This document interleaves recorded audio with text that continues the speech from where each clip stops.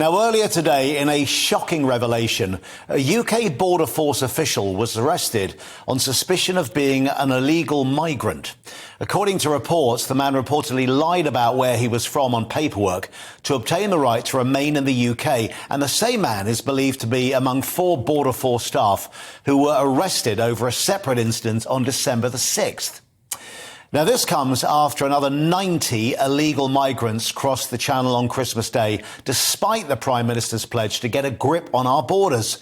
So with the pressure growing from backbench MPs, will 2023 be the year that the government finally gets the migrant crisis under control? Send me your thoughts, please, to gbviews at gbnews.uk, or you can tweet them to us at gbnews.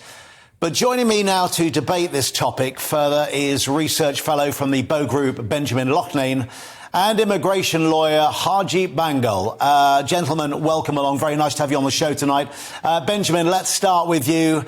It just seems like it's completely out of control, doesn't it? Yeah, and it's, I think, beyond satire to now find out that you've got a Border Force employee who is not even a legal immigrant in this country, someone who's able to not only come into the country illegally and evade deportation for being in here when they have no right to, but can actually become a member of the Border Force who are supposed to protect our borders. I mean, it sums up what has been going on for the past few years now, where we look at what's going on in the Channel, and it seems as though no one's doing anything about it. The problem's just getting worse every single year. It increases, and no one really has the political will to get on top of it. And we now find out that even the Border Force have illegal migrants within them, and I just don't see any hope for resolving this issue.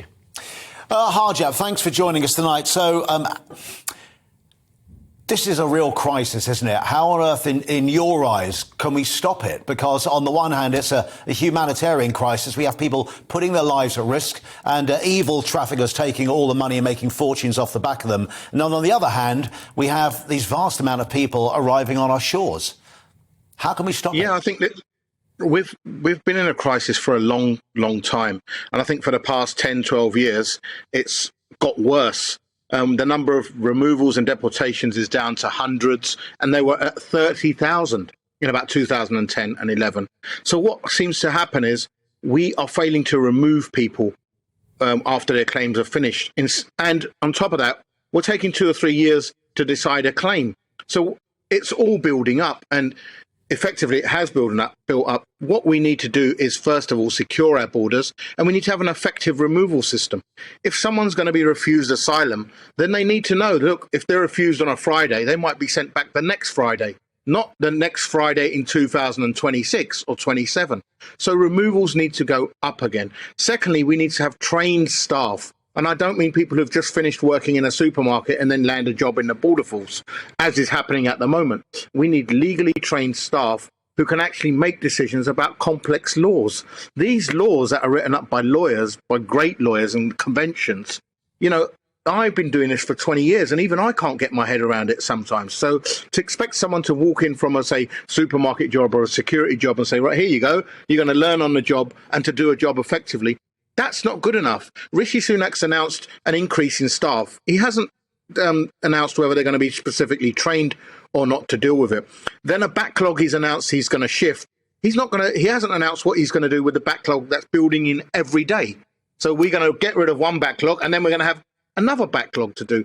And I think the other thing is, if someone has been here effectively for, say, 6 months, a year or 2 years, then we've got to look at the fact we've got to let them work and pay their own way, as opposed for them to be a drain on society and putting them up in hotels. The only reason we do that is because they can't work. If we let them work... We've just been having a debate about homelessness and, of course, lack of funding for it. And on the other hand, there's a lot of money going that could maybe be spent on that going on this route. So we seem to have 2 real problems here. One, of course, is that we've got a lot of people that have come in and we don't quite know what to do with them, and it takes a long time to process them. And then, of course, they are a drain on our resources. The other hand, of course, we've got a lot of people still coming over and continuing to come over and paying a lot of money, this is all their life savings and more, just to get in one of those horrible little dinghies and come over here somehow. How do we stop that?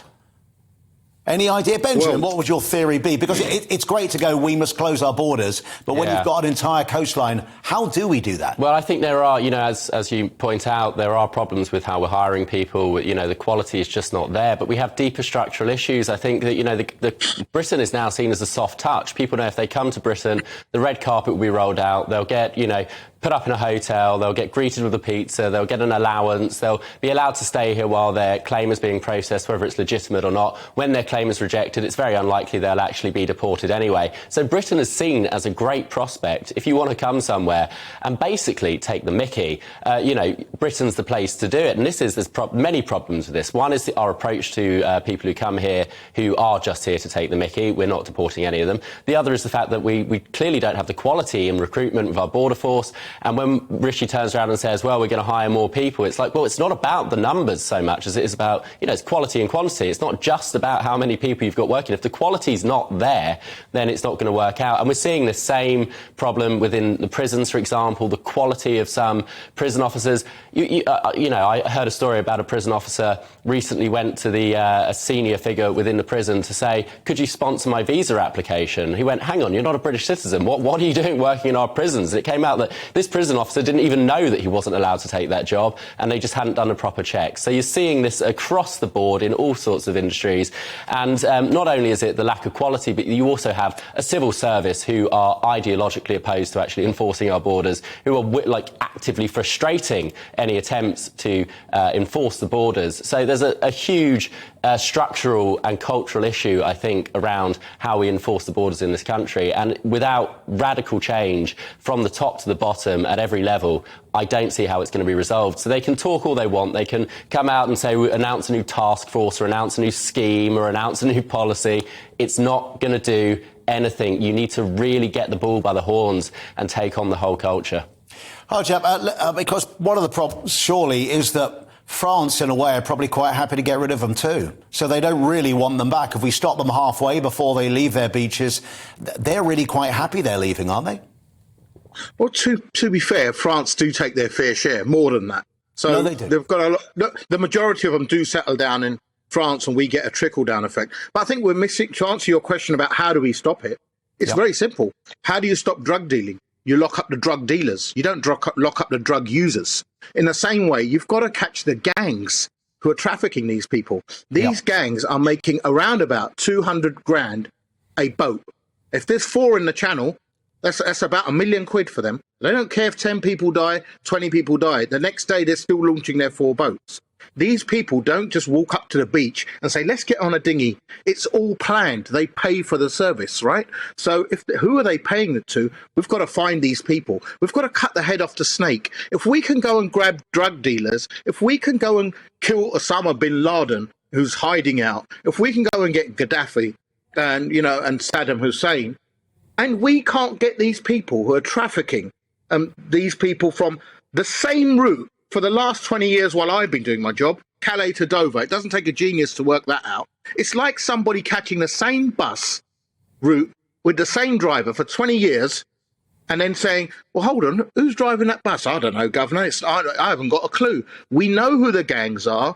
We need to set up elite units, almost SAS style, to go out and nab these gangs and then put them in jail for life and make examples of them. Not send them down for a couple of years and they're out in a year, or 4 years and they're out in 2.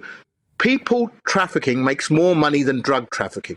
Now, we have made that recent agreement with France, haven't we, that we are going to be spending much more money and working with them to try and solve this problem, which is good. What do you think, just briefly, about the whole idea of sending people off to Rwanda, though, once they are over here?